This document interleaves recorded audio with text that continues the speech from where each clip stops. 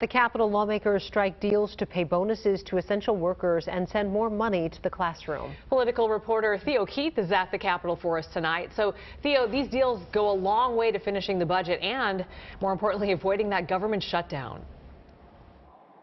Yeah, Amy, in the last 3 hours, we saw deals on the big issues come together for the first time. One of them will send $250 million to essential workers in the form of pandemic bonus pay. The two big questions: who gets what, and exactly how much do they get?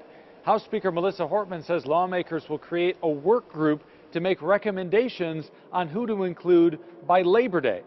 That answer from the work group will decide how much each worker will get. Do the math. If 1 million people qualify, we could be talking about $250 apiece.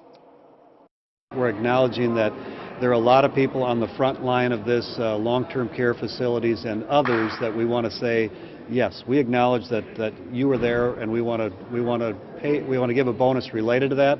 There's no shortage of heroes, and it will be a difficult issue to ascertain who belongs in that pool and how much can we give them and how do we distribute the money. The Speaker said the work group will be 9 people, 3 appointed by the governor, the House, and the Senate. 7 of the 9 would have to agree for these recommendations to get to the legislature. And she said Democrats will be pushing for lower paid workers, those without access to paid leave, and those put at the highest personal risk by showing up for work every day during the pandemic. The other big piece of news today is a deal on K-12 funding, resolving one of the main sticking points that has lawmakers on the brink of a government shutdown. The deal will add 2.5% this upcoming school year to K-12 funding and 2% the year after.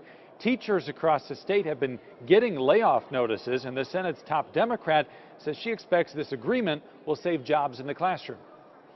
In some cases, I think it absolutely will. It's a matter of degree, because I think some districts are in worse shape than others in terms of the cuts they were having to make. But yes, I do think this will mean that some teachers will be able to keep their jobs. Not in this final K-12 education agreement, Senate Republicans' top priority: private school vouchers. Kelsey? And Theo, you've been talking a lot about the potential government shutdown July 1st. Is that less of a concern because of these deals? It is, but a lot still has to get worked out. Only 3 minor budget bills have been sent to the governor's desk so far. There are 14 total, and 3 of those aren't even finished. They aren't even written yet, and that includes the public safety budget, where perhaps the most contentious policy item of all, police oversight, resides.